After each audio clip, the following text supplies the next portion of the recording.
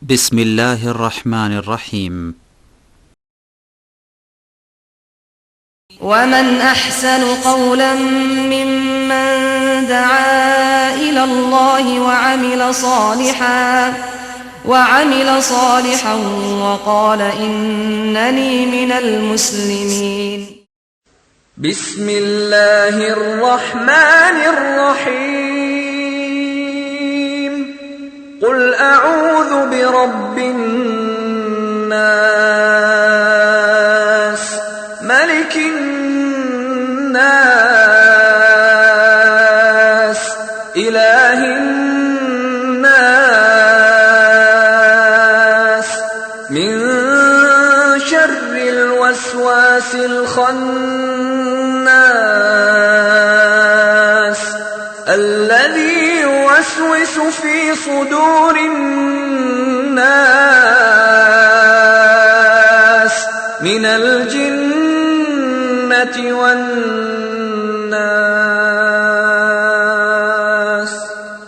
السلام عليكم ورحمة الله وبركاته. إن الحمد لله وحده والصلاة والسلام على من لا نبي بعده وعلى آله وصحبه ومن تبعهم بإحسان إلى يوم الدين. أما بعد، فقد قال الله تعالى في كلامه المجيد والفرقان الحميد: أعوذ بالله من الشيطان الرجيم، بسم الله الرحمن الرحيم. يا أيها الذين آمنوا لا يسخر قوم من قوم عسى أن يكونوا خيرا منهم ولا نساء من نساء عسى أن يكن خيرا منهن ولا تلمزوا أنفسكم ولا تنابزوا بالألقاب بئس الاسم الفسوق بعد الإيمان ومن لم يتب فأولئك هم الظالمون. وقال الرسول صلى الله عليه وسلم: تركت فيكم أمرين لن تضلوا ما تمسكتم بهما كتاب الله وسنتي أو كما قال الرسول صلى الله عليه وسلم. যাবতীয় গুণগান ও প্রশংসা একমাত্র সেই মহান রব্বুল আলামিনের জন্য, যিনি আমাদেরকে আশরাফুল মখলুকাত তথা সৃষ্টির সেরা জীব হিসেবে এই পৃথিবীর বুকে পাঠিয়েছেন। মহান রব্বুল আলামিন মানুষকে আশরাফুল মখলুকাত হিসেবে সৃষ্টি করেছেন। এরপরে মানুষকে বিভিন্ন ধর্মের অনুসারী করেছেন এবং তিনি তার নিকটে মনোনীত ধর্মযাতা মানুষের কাছে বলে দিয়েছেন। তিনি ঘোষণা করছেন, ইন্নাদ-দীনা ইনদাল্লাহিল ইসলাম, আল্লাহর নিকটে মনোনীত যে ধর্ম তা 5টা 10টা নয়, বরং একটি, এবং সেই ধর্ম হলো আল ইসলাম। এই ঘোষণা মহান রব্বুল আলামিন দিয়েছেন। তো মহান রব্বুল আলামিনের প্রশংসা এই জন্যও আমরা করছি যে আল্লাহ তাআলা আশরাফুল মখলুকাত হিসেবে আমাদেরকে শুধু সৃষ্টি করেননি, বরং তার নিকটে যে মনোনীত ধর্ম ইসলাম, এই ইসলাম ধর্মের অনুসারী আল্লাহ তাআলা আমাদের কি করেছেন। শুধু তাই নয়, এই ইসলাম ধর্মের মাঝে আপনি যদি খুঁজতে যান তাহলে হাজার হাজার ফেরকা রয়েছে।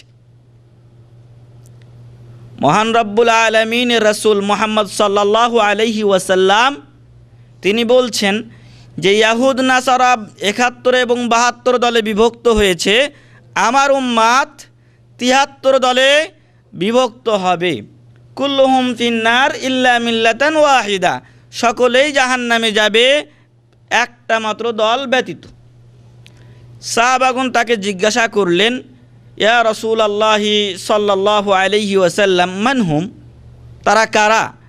তো রাসূল করিম সাল্লাল্লাহু আলাইহি ওয়াসাল্লাম বলেছিলেন, মা আনা আলাইহিল ইয়াউমা ওয়া আসহাবি, আজকের দিনে আমি এবং আমার সাহাবাগণ যে দল ও মতের উপরে, যে পথের উপরে রয়েছি, এই পথের উপরে যুগ যুগ ধরে যারা থাকবে এবং এই পথের অনুসরণ করবে তারাই হবে ওই মুক্তিপ্রাপ্ত দলের লোক এবং সদস্য। সম্মানিত উপস্থিতি, মহান রব্বুল আলামিন এর অশেষ রহমতে এই বিভিন্ন যে দল রয়েছে ইসলামে, আল্লাহ তাআলার রাসূল সাল্লাল্লাহু আলাইহি সাল্লাম বলছেন যে ৭৩টি দলে বিভক্ত হবে। তো এই ৭৩টি দলের চাইতে আমরা এখন বেশি দল ইসলামে দেখতে পাচ্ছি। তো ওলামাগণ এখন মতবিরোধ করে ফেলেছেন যে এই ৭৩টি দল কিভাবে হবে, এটা কি আমরা মূল দল ধরবো না শাখা দল? তো এখন যদি মূল দল ধরা হয় তাহলে এখনও ৭৩টা পৌঁছেনি। মূল দল যদি হয় তাহলে এখনও ৭৩টা পৌঁছেনি, কিছু বাকি আছে। আর যদি শাখা দল হয় তাহলে ৭৩-এর অনেক অনেক বেশি হয়ে গেছে। যেমন আহলুস সুন্নাহ ওয়াল জামাআর দাবিদার যারা, তাদের মাঝে অনেক অনেক দল আপনারা জানেন। যারা সুন্নি বলে দাবি করছি এমনিই ৪ মাযহাবে ৪ বিভক্ত হয়ে গেছে। এরপরে কত রশি যে আছে আল্লাহ জানে, ৭ রশি ৮ রশি কত রশি। তো এরপরে আরও বিভিন্ন পীরেরা আছে, এদের বিভিন্ন মত রয়েছে। তো সুন্নিদের ভিতরেও এরকম, শিয়াদের মাঝেও এরকম দেখবেন যে ওরাও একমত না, ওরাও বিভিন্ন দলে দলে বিভক্ত, এক দল আর এক দলকে দেখতে পারে না, অথচ সবাই ইসলামের দাবিদার। তো শেষ যেটা রাজেহ কৌল সেটা হলো যে মূল দলই ৭৩টা হবে, মূল দল ৭৩টা হবে। আর এই দলগুলো আরও যে শাখা প্রশাখা আছে এগুলো ধর্তব্য না, মূল দলই ৭৩টা হবে। আর এর বাকিগুলো তো এমনি, এগুলো হচ্ছে আন্ডা। তো মূল দল ৭৩টা এখন পর্যন্ত হয়নি, কিছু বাকি আছে। কিয়ামত আস্তে আস্তে হয়তো সেটা পূর্ণ হয়ে যাবে এবং এর মাধ্যমে আল্লাহ রাসূল সাল্লাল্লাহু আলাইহি সাল্লাম যে ভবিষ্যৎবাণী করেছেন তা সত্যে পরিণত হবে। তো যে কথা বলছিলাম যে মহান রব্বুল আলামিনের অশেষ শুকরিয়া যে মহান রব্বুল আলামিন আমাদেরকে ওই ৭৩ দলের মধ্যে যারা নাজাত প্রাপ্ত সেই দলের দাবিদার এবং আমলদার বানিয়েছেন। এই জন্য মহান রব্বুল আলামিনের প্রশংসা করি, সকলে বলি আলহামদুলিল্লাহ। অতঃপর আমাদের প্রিয় রাসূল মুহাম্মাদুর রাসূলুল্লাহ, সকলে বলি সাল্লাল্লাহু আলাইহি ওয়াসাল্লামের উপরে বর্ষিত হোক দরুদ ও শান্তির ধারা, যিনি আমাদেরকে ওই পথের অনুসারী হিসাবে গড়ে তোলার জন্য তার জীবনের সর্বাত্মক চেষ্টা ব্যয় করেছেন। তাই দেখা যায় যে রাসূল করিম সাল্লাল্লাহু আলাইহি ওয়াসাল্লাম যখন জীবিত ছিলেন তখন সাহাবাদের মাঝে তেমন কোনো মতভেদ ছিল না। দু একটা বিষয়ে যদি কোনো সময় মতবিরোধ হতো তাহলে তারা সাথে সাথে ফিরে আসতেন রাসূল করিম সাল্লাল্লাহু আলাইহি ওয়াসাল্লামের কাছে, তার কাছ থেকে তারা ফয়সালা নিতেন। কিন্তু রাসূল করিম সাল্লাল্লাহু আলাইহি ওয়াসাল্লাম চলে যাওয়ার পরে মানুষ বিভিন্ন দল ও মতে বিভক্ত হয়ে পড়েছে।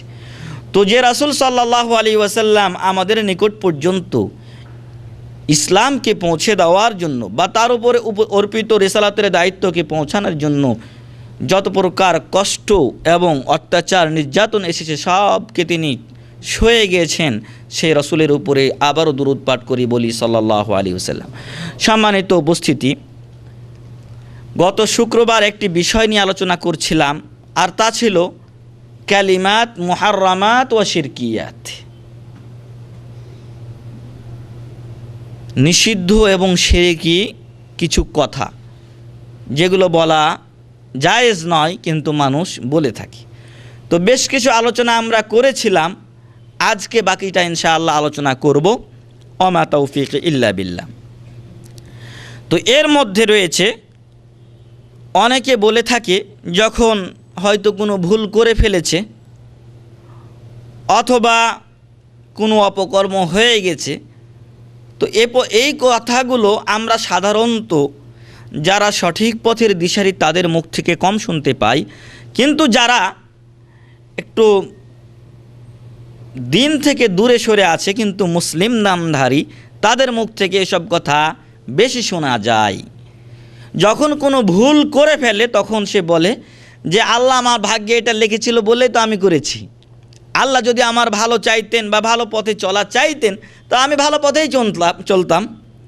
আল্লাহ আমার ভালো চাননি বা খারাপ পথে চলা চান, আমি এই পথে চলি। এটা তো আল্লাহর ইচ্ছাই আমি করছি, আল্লাহর ইচ্ছা ছাড়া তো আমি এটা করছি না। এই কথাটা ভুল। কারণ আমি আপনি একমাত্র মহান রব্বুল আলামিনেরই বান্দা, আর আমাকে আপনাকে মহান রব্বুল আলামিনেরই ইবাদত করতে হবে। যদি আমার আপনার ইবাদতের ক্ষেত্রে, আমার আপনার কাজের ক্ষেত্রে মহান রব্বুল আলামিনের কোনো অবাধ্যতা চলে আসে, তখন কোনো মাখলুকের অনুসরণ করা যাবে না। আল্লাহ রসুল সাল্লাল্লাহু আলাইহি ওয়াসাল্লাম বলেছেন যে লা তাআতা লি মাখলুকিন ফি মাসিয়াতিল খালিকি। কোনো মাখলুক যদি আমাকে আপনাকে, কোনো সৃষ্টি মানুষ যদি আমাকে আপনাকে কোনো কাজ করতে বলে, আর সেই কাজ যদি আল্লাহর অবাধ্য হয়, তবে তাতে অনুসরণ করা জায়েজ নয়। যেমনটি আশারায়ে মুবাশশারার অন্যতম সাদ বিন আবি ওয়াক্কাস রাদিয়াল্লাহু আনহু, তিনি যখন ইসলাম গ্রহণ করলেন তখন তার মা তাকে বলল যে বেটা তুমি তোমার ইসলাম ধর্ম থেকে ফিরে আসো। তো বেশ কয়েকদিন বলার পরে তিনি কিন্তু ইসলাম থেকে ফিরে আসলেন না। তখন তার মা কসম করে বসলো, নজর করলো যে তুমি যদি ইসলাম থেকে ফিরে না আসো, তাহলে যতদিন ফিরে না আসবে ততদিন আমি এই রৌদ্রে বসে থাকবো, ছায়াতে যাব না। আর মহিলাদের মাথায় অনেক সময়, বেশিরভাগ ক্ষেত্রে দেখা যায় যে উকুন হয়, আর তাদের চুল এই চিরুনি করার বেশি প্রয়োজন পুরুষদের চাইতে, যেহেতু তাদের চুল লম্বা। এই মহিলা বা সাদ বিন আবি ওয়াক্কাস রাদিয়াল্লাহু আনহুর মা শপথ করলো যে তুমি যদি ইসলাম থেকে ফিরে না আসো, তাহলে আমি এই রোদ থেকে কোনো দিন আর উঠবো না, রোদ্রেই বসবো সারাদিন, সকাল থেকে নিয়ে সন্ধ্যা পর্যন্ত রোদ্রের তাপে বসে থাকবো। আর আমার চুল কোনো দিন আমি চিরুনি করব না, মাথায় চিরুনি আমি করব না। তো সাদ বিন আবি ওয়াক্কাস রাদিয়াল্লাহু আনহু যখন সকালে বাড়ি থেকে বের হয়ে যেতেন, তখন দেখতেন যে তার মা রোদ্রে বসেছে, আর চুলগুলো যেহেতু চিরুনি করছে না, সেহেতু উস্কো খুস্কো এলোমেলো হয়ে গেছে। তো আবার যখন তিনি বাহির থেকে ফিরে আসতেন, তখন দেখতেন ওই অবস্থায় সে বসে আছে।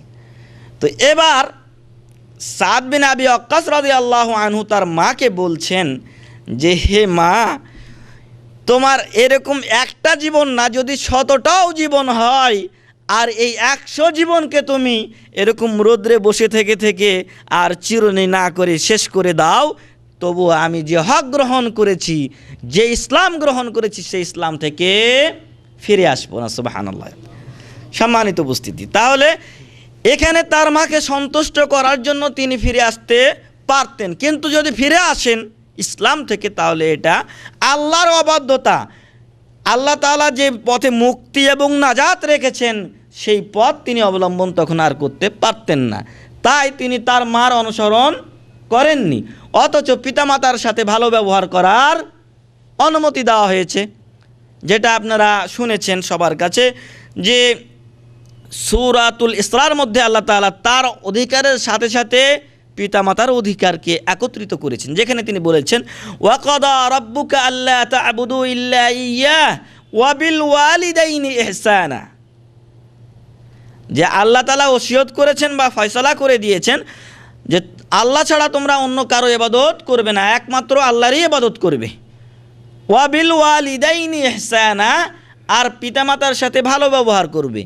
কিন্তু যদি পিতামাতা আমাকে আপনাকে অবাধ্য কাজে, আল্লাহর অবাধ্য কাজে বাধ্য করে, তবে এই ক্ষেত্রে তাদের অনুসরণ করা, তাদের সাথে সদ্ব্যবহার করা আমার আপনার জন্য জরুরি নয়। যেমনটি সম্ভবত সূরাতুল লোকমানের মাঝে বলা হয়েছে ওয়া ইন জাহাদাকা আলা আন তুশরিকা বিমা লাইসা লাকা বিহি ইলম ফালা তুতি'হুমা। যদি পিতামাতা তোমাকে বাধ্য করতে চায় যে তুমি আমার সাথে অন্য কাউকে শরীক করবে যে ব্যাপারে তোমার জ্ঞান নেই, ফালা তুতিউহুমা, তাহলে এই ব্যাপারে তাদের অনুসরণ করার, আনুগত্য করার কোনো প্রয়োজন নেই। তো যে কথা বলছিলাম যে যারা এরকম কথা বলে তাদের এরকম কথা বলাটা ঠিক না, বরং আমাকে আপনাকে আল্লাহর অনুসরণ করতে বলা হয়েছে, রাসূল সাল্লাল্লাহু আলাইহি ওয়াসাল্লামের অনুকরণ করতে বলা হয়েছে। যদি তাদের কথার অনুকূলে কোনো কথা হয় তাহলে আমার আপনার মানতে কোনো সমস্যা নেই, আর যদি তাদের কথার বিপরীতে কোনো কথা হয় সেই ব্যক্তি যেই হোক না কেন তার কথা মানা চলবে না। কিন্তু আমাদের দেশে এখন এর বিপরীত ঘটনা ঘটছে। রাসূল করিম সাল্লাল্লাহু আলাইহি সাল্লামের হাদিসকে বাদ দেওয়া হচ্ছে আমার তরিকার পীর সাহেবের জন্য, অথবা আমি যে দলের সাপোর্ট করি সেই দলের নেতার জন্য। সেই দলের নেতা যেটা বলছেন সেটাকে আমি আপনি গ্রহণ করছি, কিন্তু রাসূল করিম সাল্লাল্লাহু আলাইহি ওয়াসাল্লামের কথা যে তার কথার সাথে মিল নেই, আমাকে আপনাকে যে রাসূল করিম সাল্লাল্লাহু আলাইহি ওয়াসাল্লামের কথার অনুসরণ করতে বলা হয়েছে সেটা আমি আপনি ধরছি না। তাই সবার প্রতি উদাত্ত আহ্বান হচ্ছে যে আমি আপনি যখন ইন্তেকাল করব তখন আমাকে আপনাকে এ কথা জিজ্ঞাসা করা হবে না যে তুমি অমুক পীরের বা তোমার অমুক নেতার অনুসরণ করেছিলে কিনা, বরং আমাকে আপনাকে জিজ্ঞাসা করা হবে তুমি আল্লাহ এবং আল্লাহ রাসূল সাল্লাল্লাহু আলাইহি সাল্লামের অনুসরণ করেছিলে কিনা, তুমি কোরআন ও সহিহ হাদিস মতো চলেছিলে কিনা, এটাই আমাকে আপনাকে প্রশ্ন করা হবে। তাই ওই সমস্ত দলমত সব কিছু বাদ দিয়ে কোরআন ও সহিহ সুন্নাহর পথে আমাকে আপনাকে আসতে হবে। কোরআন এবং সহিহ সুন্নাহ যার সাথে মিলবে সেটা তো আমি আপনি কোরআন হাদিস মানার কারণেই তার সাথে মিলবে, এমনটি না যে তার আমি অনুকরণ করছি, বরং আমি কোরআন এবং হাদিসের অনুকরণ করছি। এই জন্য মহান রব্বুল আলামিন তার পবিত্র গ্রন্থ আল কোরআনুল কারীমে বলছেন, ইয়া আইয়ুহাল্লাযীনা আমানু আতিউল্লাহা ওয়া আতিউর রাসূল, হে ঈমানদারগণ তোমরা আল্লাহ এবং তার রাসূল সাল্লাল্লাহু আলাইহি সাল্লামের অনুসরণ করো, ওয়া উলিল আমরি মিনকুম, এবং তোমাদের মাঝে যারা নেতা রয়েছেন তাদের তোমরা অনুসরণ করো। নেতা কয় প্রকার? দুই প্রকার। নেতা দুই প্রকার, একটা হচ্ছে ধর্মীয় নেতা যারা আলেম ওলামা, আর এক দল যারা হচ্ছেন আমির উমারা, যারা নেতৃত্ব দিচ্ছেন আমাদের উপরে, সিয়াসি বা রাজনৈতিক নেতা যারা। এখন উভয় প্রকার নেতাদের সে কথাই আমাকে আপনাকে মানতে হবে যে কথা আল্লাহ এবং আল্লাহ রাসূল সাল্লাল্লাহু আলাইহি সাল্লামের মুয়াফিক হয়, অনুযায়ী হয়। এজন্য আল্লাহ তাআলা কিন্তু প্রথমে বলেছেন আতিউল্লাহ ওয়া আতিউর রাসূল, ইতাআতের কথাটা তার পূর্বে, আল্লাহর পূর্বে এবং রাসূল সাল্লাল্লাহু আলাইহি সাল্লামের ইতাআতের পূর্বে নিয়ে এসেছেন। কিন্তু উলুল আমর যখন বলেছেন তখন কিন্তু আতিউ শব্দ উল্লেখ করেননি।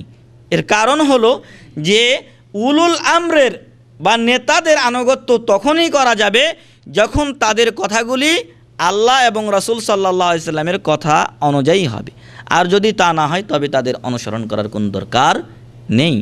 এমত অবস্থায় আমাকে আপনাকে আল্লাহ এবং রাসূল সাল্লাল্লাহু আলাইহি সাল্লামের অনুসরণ করতে হবে। এরপরে আজকের দ্বিতীয় যে জিনিসটি নিয়ে আলোচনা করব তা হলো যে আত-তানাবুযু বিল আলকাব বিআন ইউলাক্কিবাহু বিমা ইয়াকরাহুহু ওয়া কাযা লামজুন নাস বিযিকরি ওয়ুবিহিম, মানুষের দুর্নাম করা। আর একটা জিনিস আছে যে মানুষকে খারাপ নামে ডাকা, যেই নামটা সে কী করে, অপছন্দ করে। আমাদের দেশে আমরা যখন অনেককে ডাকি তখন খালেক্কিয়া, মালিক্কিয়া ইত্যাদি বলে ডাকি, অথবা এমন কিছু নাম, কারো পদবি যেটা দেওয়া হয় অনেক সময়, সেই পদব ধরে তাকে ডাকে, অথচ ওই ব্যক্তি ওই পদবিকে অপছন্দ করেন। এমনটি কোরআন এবং হাদিসে নিষেধ করা হয়েছে, কারণ এতে মানুষের পরনিন্দা, পরচর্চা করা হয় এবং ওই ব্যক্তিকে কষ্ট দেওয়া হয়। যদি এমনটি আপনাকে আমাকে ডাকা হয় তাহলে আপনি এটা অপছন্দ করব। উদাহরণস্বরূপ বলি, আমাদের গ্রামে এক লোক ছিলেন বা আছেন এখনও, ওই লোক অন্য অন্য লোকের বিভিন্ন পদবি দেয়, কোনো একটা যদি দোষ পেয়ে যায় ওই নামে তার নামকরণ করে দেয়। ফলে ওই লোক যখন ওই নামটা শুনে তখন খুব রাগে, আর এতে ও আনন্দ পায়। তো এমনইভাবে একদিন হঠাৎ ওই ব্যক্তি করছে কি, বাড়ি থেকে তেলের বোতল দিয়েছে বাজারে। তো সে জানে না এই তেলের বোতলটা কিসের, কেরোসিন তেল না সরিষার তেল। তো হঠাৎ করে ওই ব্যক্তি তেলের বোতলটা, এই শিপিটা খোলার পরে শুঙে দেখেছে, ঘ্রাণ নিয়েছে যে এটা সরিষা না কেরোসিন। তো ওই লোক যা পদবি দিয়েছিল ও আবার পাশেই আছে, তো ও আবার দেখে ফেলেছে যে ও এই নাকে ঘ্রাণ নিয়েছে, তখন ওর নাম দিয়ে দিয়েছে তেল শুঙ্গা। এবার তেলে বেগুন এসে জ্বলে উঠেছে। তো এরকম অনেক সময় গ্রামের লোকেরা করে থাকে বা শহরের লোকেরা অনেক সময় করে থাকে, মানুষকে খারাপ পদবিতে ডেকে থাকে, অথচ আল্লাহ তাআলা এটাকে সম্পূর্ণ নিষেধ করেছেন। আল্লাহ ইরশাদ করছেন সূরাতুল হুজুরাতের 11 নম্বর আয়াতে, ইয়া আইয়ুহাল্লাযীনা আমানু, হে ঈমানদারগণ, লা ইয়াসখার কওমুম মিন কওমিন, কোনো কওম, কোনো জাতি, কোনো দল যেন অন্য দলকে ঠাট্টা বিদ্রূপ না করে।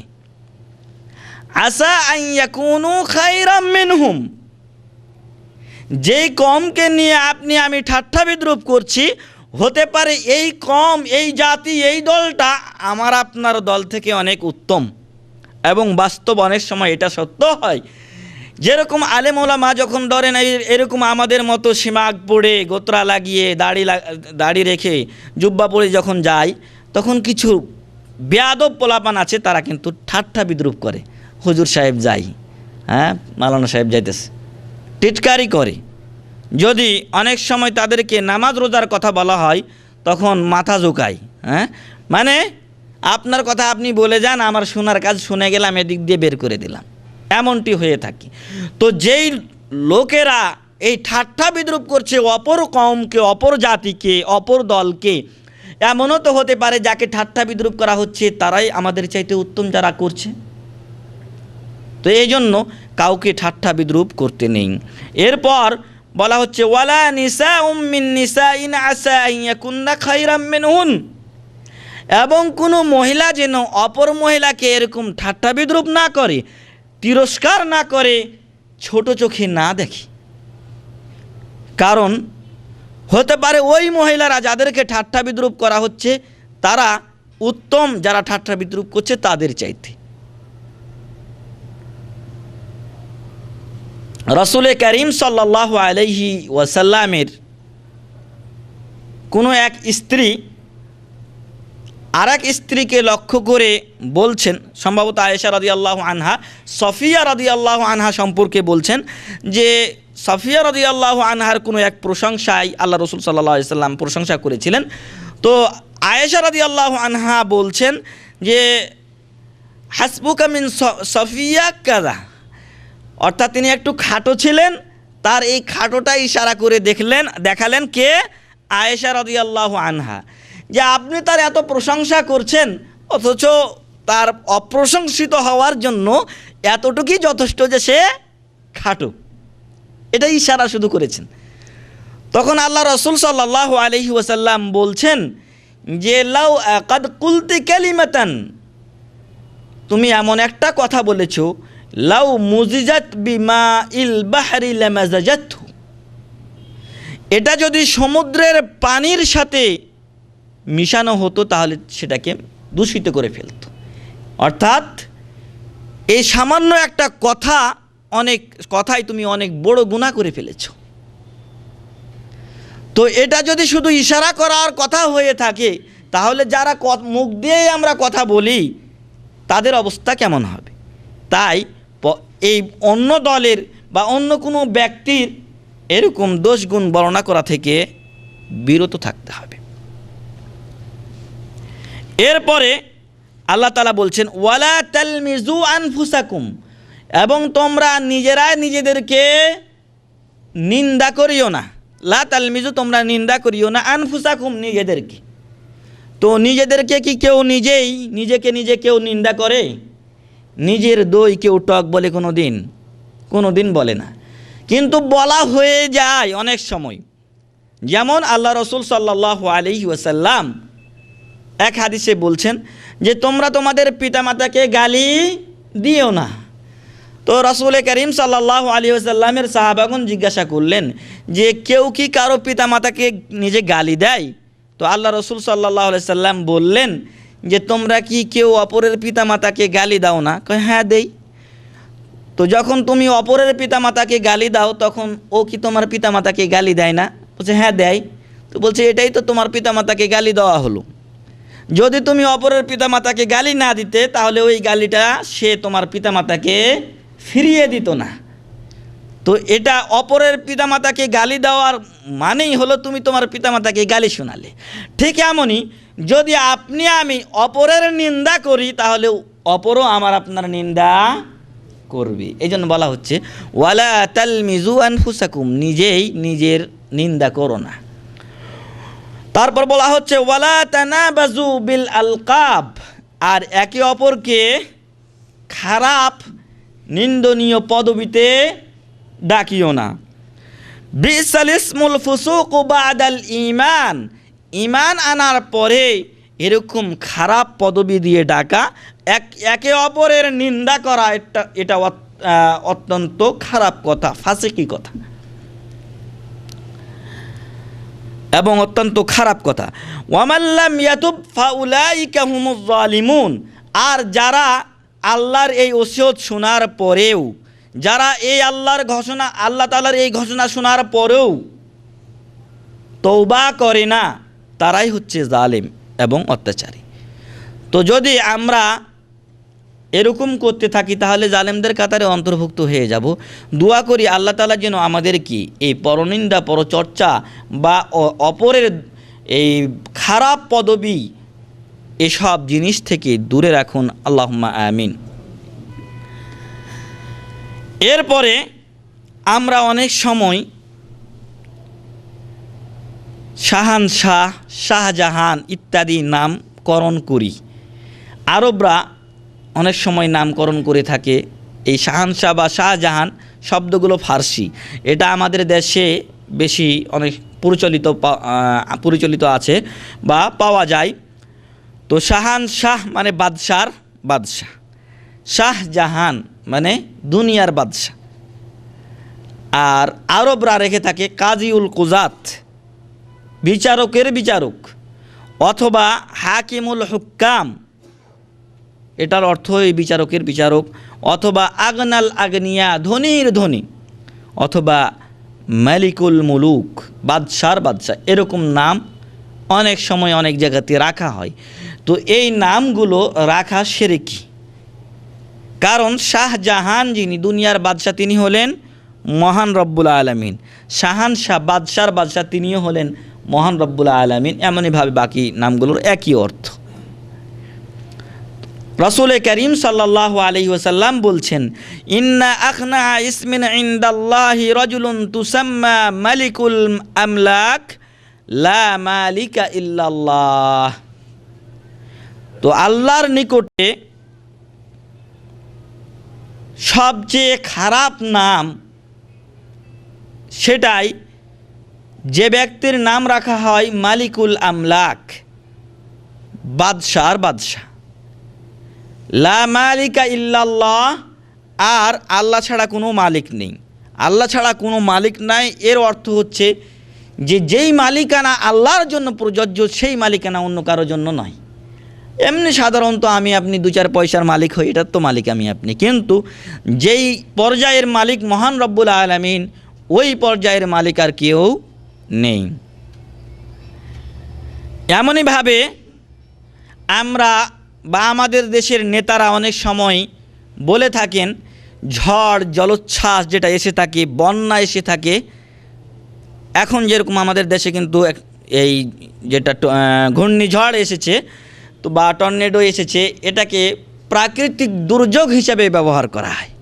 এটা প্রাকৃতিক দুর্যোগ। আর ওই ধর্ম থেকে দূরে থাকা ব্যক্তি সে এটা জানে না যে এটা প্রাকৃতিক কোনো দুর্যোগ নয়, বরং এটা আল্লাহর পক্ষ থেকে গজব এসেছে। আর এই প্রাকৃতিক দুর্যোগের নাকি মোকাবেলা করে। প্রাকৃতিক দুর্যোগ যেটা, এটা প্রকৃতিগতভাবে মানে সামাজিক একটা চাপ থাকে, পরিবেশগত একটা চাপ থাকে, এই চাপের কারণে আসে। আসলে কি চাপের কারণে আসে? এটা চাপের কারণে নয়, বরং আল্লাহর পক্ষ থেকে গজব হিসাবে, আযাব হিসাবে এটা এসে থাকে। 1996 সালে বা 94 সালটা মনে নেই, এই সালে টাঙ্গাইলে টর্নেডো হয়েছিল।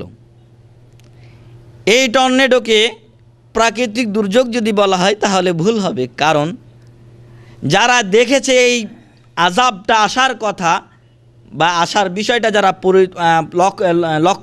করেছেন, পর্যবেক্ষণ করেছেন, তারা খেয়াল করে দেখেছেন যে এই টর্নেডো আসার কয়েকদিন আগে থেকে একটা বাজার ছিল, ওই বাজারে আকাশ থেকে একটা আলোর মতো কী যেন পড়তো। আর ওই বাজারে এমন কোনো খারাপ কাজ ছিল না যা করা হতো না, জেনা, ব্যভিচার, জুয়া খেলা ইত্যাদি ওখানে ওই বাজারে হতো। তো টর্নেডোটা শুরু হয়েছিল ওই বাজার থেকে। এরপরে এটা যে আল্লাহর আযাব, তার আরও বড় প্রমাণ যে যখন টর্নেডো এসেছে তখন আমভাবে আসে নাই। দেখা গেছে যেসব এলাকাগুলো বেশি খারাপ ওগুলোর ক্ষতির পরিমাণটা বেশি হয়েছে। মাঝে মাঝে কিছু জায়গা বাদ গেছে, দেখা গেছে এই এলাকার লোকগুলো ওদের তুলনায় ভালো। তো যদি এটা আপনি প্রাকৃতিক দুর্যোগ বলি, তাহলে মধ্যে এদেরকে কে বাদ দিল? এটা নিশ্চয় আল্লাহর কাজ। আল্লাহ তাআলা আযাব হিসাবে এটাকে প্রেরণ করেছেন, আর আপনার দেশের লোক বলছে যে এটা প্রাকৃতিক দুর্যোগ, এর মোকাবেলা করা দরকার। মোকাবেলা করার কত শক্তি আছে করেই দেখো। যখন টর্নেডো আসে তখন কেন তোমরা সামনে থাকো না? তো এটা আসলে প্রাকৃতিক দুর্যোগ নয়, এটা আল্লাহর পক্ষ থেকে গজব আছে। অনেকে আমরা কাজ করি, কাজ করার পরে বলে থাকি যে ভাগ্যে আছে, কি আর করব। হ্যাঁ, এমন অনেকেই বলি যে ভাগ্যের দোষ দিয়ে থাকি। অনেকে বলে যে অবস্থার বা পরিস্থিতির সম্মুখীন আমি বাধ্য হয়েছি করতে, কিন্তু আসলে এমনটি নয়। বরং এই যে চাহিদা যেটা, এটা মহান রব্বুল আলামিন আপনার উপরে হয়তো পরীক্ষামূলকভাবে অথবা গজব হিসাবে চাপিয়ে দেন। আর এটা মোকাবেলা করার শক্তি কারো থাকে না, কারণ যিনি আযাব দিয়েছেন তিনিই দূর করতে পারেন, তিনি নিয়ামত দিতে পারেন, আর মানুষের কোনো শক্তি নেই। এজন্য যখন কোনো দুর্যোগ আসে তখন সেটা আল্লাহর ইচ্ছায় এসে থাকে, এটা মানুষের কোনো ইচ্ছা থাকে না এখানে, এবং কোনো প্রাকৃতিক যে দুর্যোগ সেটাও না। অতএব এগুলোকে প্রাকৃতিক দুর্যোগ হিসাবে বলা ঠিক না। এরপরে অনেকে দোয়া করার সময় বলে থাকে, আল্লাহ তুমি চাইলে আমাকে ক্ষমা করো, অথবা তুমি চাইলে আমাকে এই জিনিসটা দাও। তো এই যে তুমি চাইলে, এরকম কথা বলতে আল্লাহ রাসূল সাল্লাল্লাহু আলাইহি ওয়াসাল্লাম নিষেধ করেছেন। যেমন তিনি বলছেন, বুখারী শরীফের হাদিস, ইযা দাআ আহাদুকুম ফালইয়াযিমিল মাসআলাতা ওয়ালা ইয়াকুলান্না আল্লাহুম্মা গফিরলি আও আতিনি ইন শিত। যে তোমাদের কেউ যখন চাইবে তখন সে যেন এই চাওয়াতে দৃঢ় হয়, দৃঢ়ভাবে সে যেন চায়, হে আল্লাহ আমি তোমার বান্দা আর তুমি আমার রব, আমাকে দেখার মতো তুমি ছাড়া আর কেউ নেই, আমি এই প্রয়োজনে পড়ে গেছি, তোমাকে অবশ্যই এই জিনিস দিতে হবে। তো চাওয়ার সময় আল্লাহর কাছে দৃঢ়ভাবে চাইতে হবে। হে আল্লাহ তুমি চাইলে ক্ষমা করো, এমনটি বলা ঠিক না, আল্লাহ রাসূল সাল্লাল্লাহু আলাইহি ওয়াসাল্লাম নিষেধ করেছেন। এমনইভাবে কোনো ব্যক্তিকে হে কাফের অথবা হে ইহুদি অথবা খ্রিস্টান এভাবে, অথবা ইয়া আদু আল্লাহ, হে আল্লাহর দুশমন, এরকম বলা নিষেধ। আল্লাহ রাসূল সাল্লাল্লাহু আলাইহি সাল্লাম বলছেন, আইয়ুমা রাজুলিন ক্বালা লি আখিহি ইয়া কাফির ফাকাদ বাআ বিহা আহাদুহুমা। কোনো ব্যক্তি যদি তার মুসলিম ভাইকে বলে যে হে কাফের, তাহলে এর মাধ্যমে দুইজনের একজন ফিরে এসেছে, অর্থাৎ ইসলাম থেকে ফিরে এসেছে। যে ব্যক্তি বলেছেন যাকে বলেছেন যদি সঠিকই বলে থাকেন, ওই ব্যক্তি যদি আসলে কাফেরের সংজ্ঞায় পড়ে তবে তাতে তো কোনো সমস্যাই নেই, ও কাফেরই।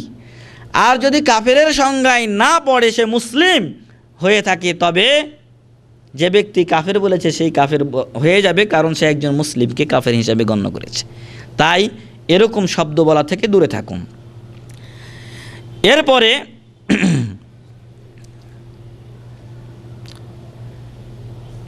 অনেকে বলে থাকে দাওয়াত দিতে গিয়ে, অনেক সময় এই ক্ষেত্রটা আসে, একজনকে আপনি দাওয়াত দিচ্ছি, ধারাবাহিকভাবে তাকে আল্লাহর পথে ডাকছি, কিন্তু সে শুনে না।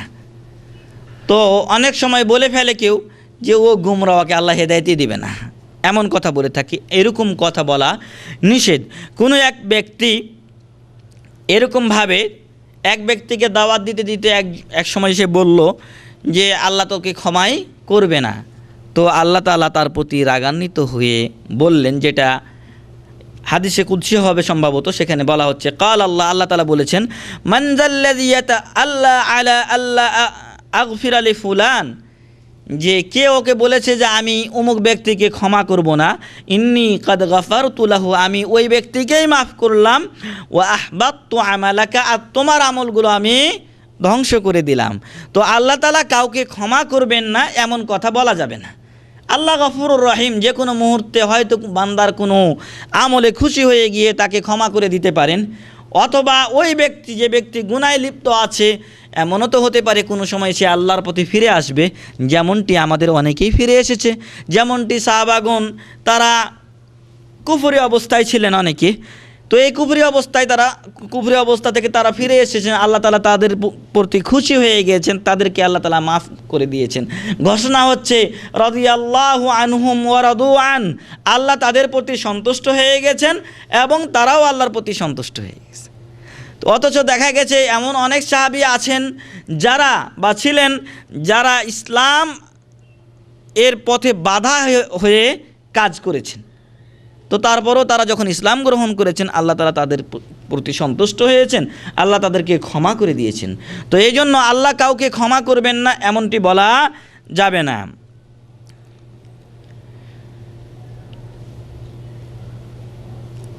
অনেক সময় আমরা কাজকর্মের ক্ষেত্রে বলি যে কালকে করব, কিন্তু সাথে ইনশাআল্লাহ বলি না।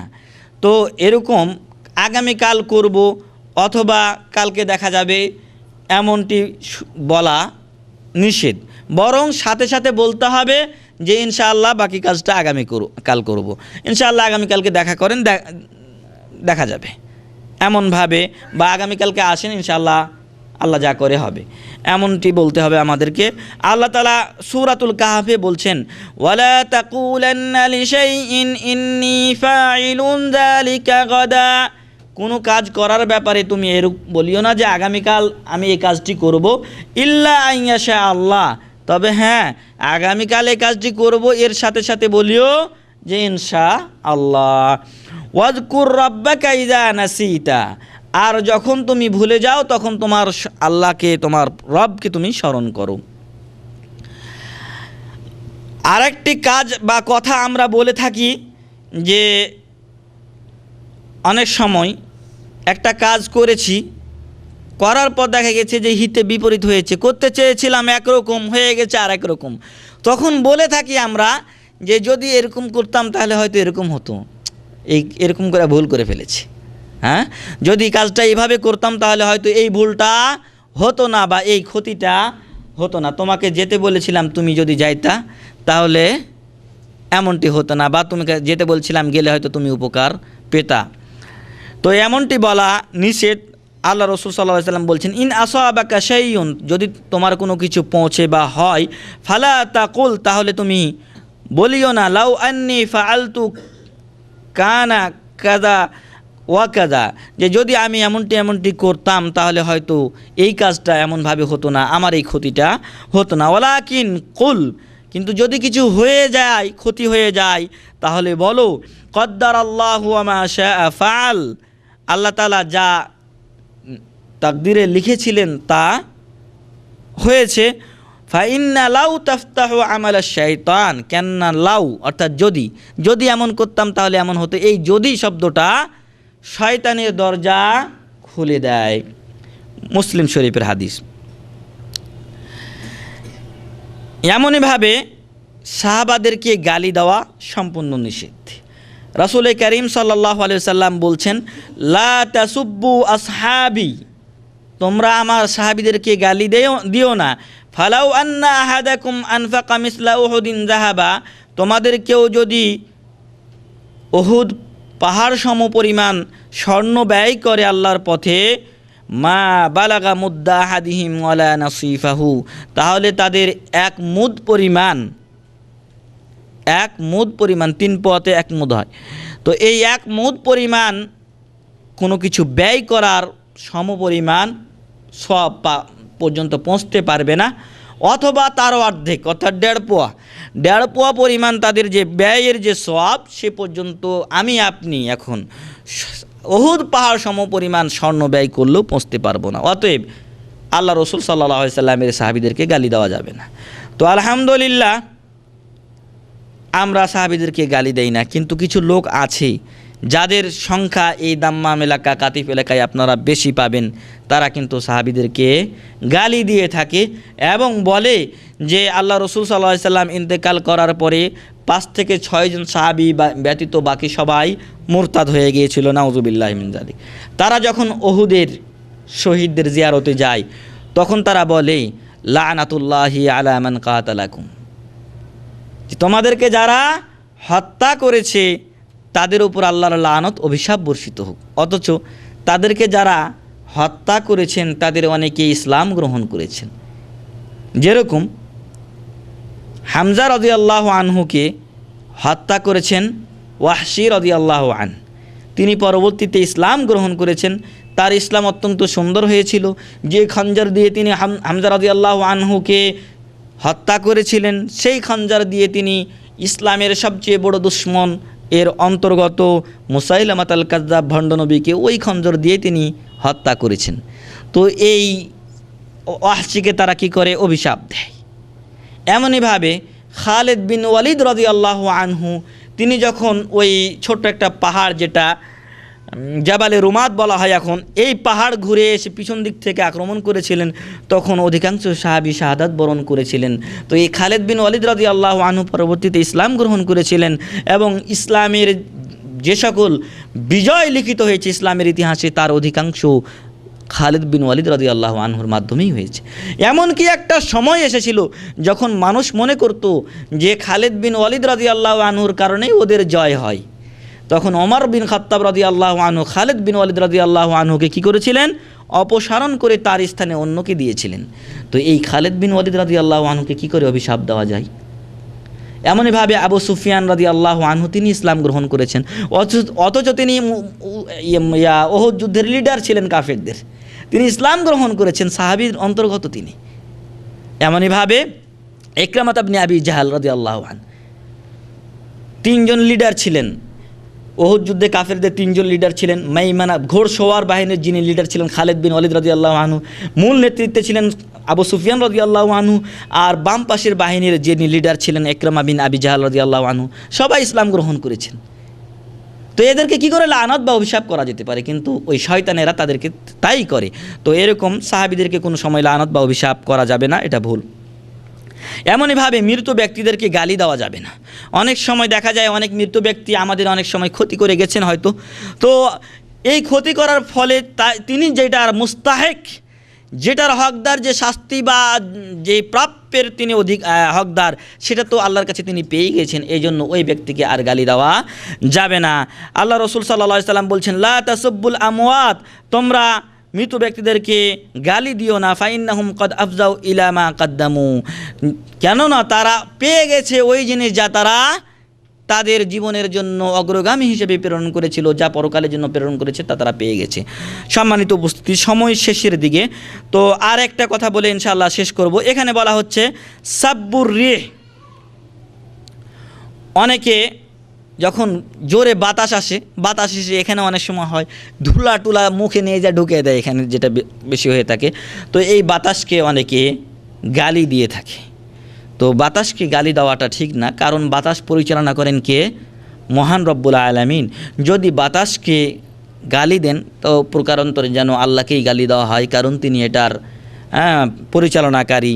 তাই এই বাতাসকে গালি দেওয়া যাবে না। যেমনটি আমরা গত শুক্রবারে শুনেছি যে জামানাকে অনেকে গালি দেয়, খারাপ জামানা, যুগ খারাপ হয়ে গেছে, এমনটি বলা যাবে না। কেননা এটা বললে মূলত যেন আল্লাহকেই গালি দেওয়া হলো, কারণ আল্লাহ তাআলা নিজেই এই জামানার পরিচালনা করে থাকেন।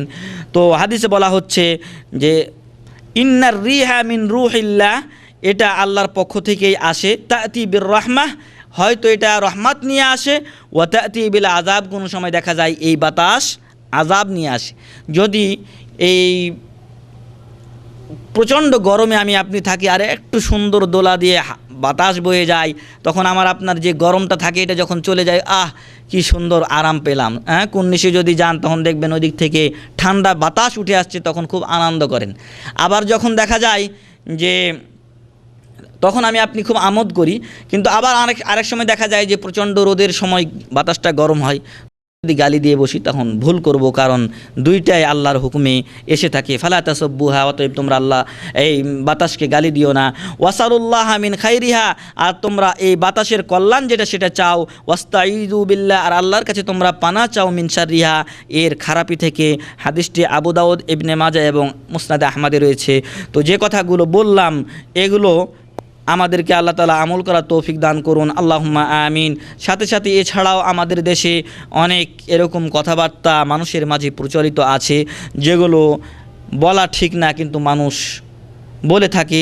তো সেগুলো আমাদেরকে চিহ্নিত করতে হবে, সাথে সাথে সেগুলো থেকে নিজেকে বিরত থাকতে হবে, এবং আমাদের আত্মীয় স্বজন যারা এগুলো জানে না তাদেরকে জানানোর চেষ্টা করতে হবে। তো আল্লাহর কাছে দোয়া করি আল্লাহ তাআলা যেন আমাদেরকে সকল প্রকার শিরকি ও হারাম কথাবার্তা থেকে বিরত থাকার তৌফিক দান করেন, আল্লাহুম্মা আমিন। আল্লাহ তাআলা আমাদের সবাইকে যেন ক্ষমা করেন, আল্লাহুম্মা আমিন। এবং আমরা আজকে যারা এখানে উপস্থিত রয়েছি তাদের সকলের গুনাহ খাতাগুলিকে যেন আল্লাহ মাফ করে দেন, আল্লাহুম্মা আমিন। আজকে এখানে যেরকম আমরা উপস্থিত হয়েছি, কাল কিয়ামতের ময়দানে জান্নাতুল ফেরদাউসে আমাদেরকে একত্রিত করুন, আল্লাহুম্মা আমিন।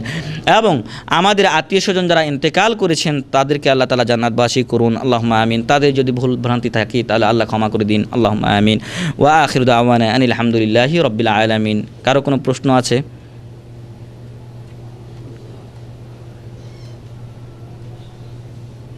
আছে প্রশ্ন? না থাকলে আমরা শেষ করতে পারি।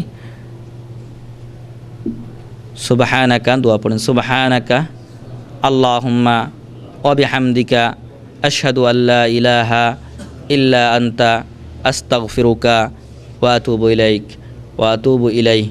ওয়া সাল্লাল্লাহু আলা নাবিয়িনা মুহাম্মদ ওয়া আলা আলিহি ওয়া সাহবিহি আজমাইন। আসসালামু আলাইকুম ওয়া রাহমাতুল্লাহি ওয়া বারাকাতুহু।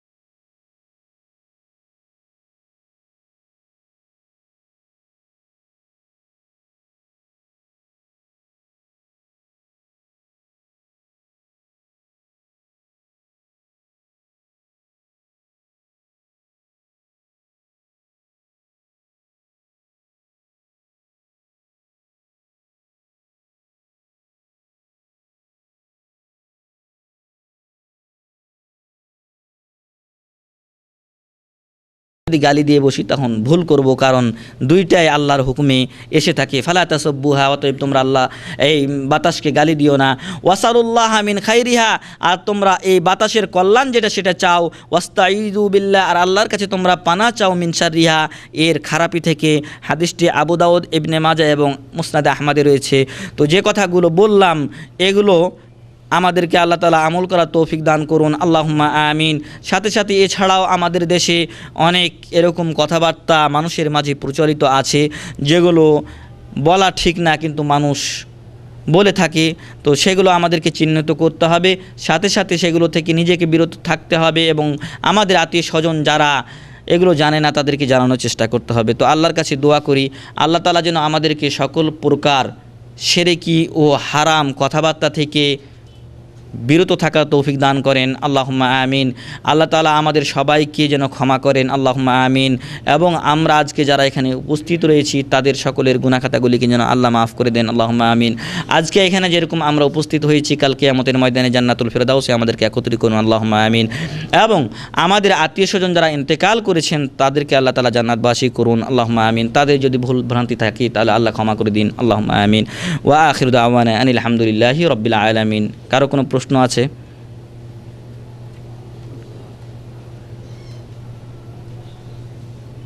আছে প্রশ্ন? না থাকলে আমরা শেষ করতে পারি। সুবহানাকা, দোয়া পড়েন। সুবহানাকা আল্লাহুম্মা ওয়া বিহামদিকা আশহাদু আল্লা ইলাহা ইল্লা আনতা আস্তাগফিরুকা ওয়া আতুবু ইলাইক ওয়া আতুবু ইলাইহি ওয়া সাল্লাল্লাহু আলা নাবিয়িনা মুহাম্মদ ওয়া আলা আলিহি ওয়া সাহবিহি আজমাইন। আসসালামু আলাইকুম ওয়া রাহমাতুল্লাহি ওয়া বারাকাতুহু।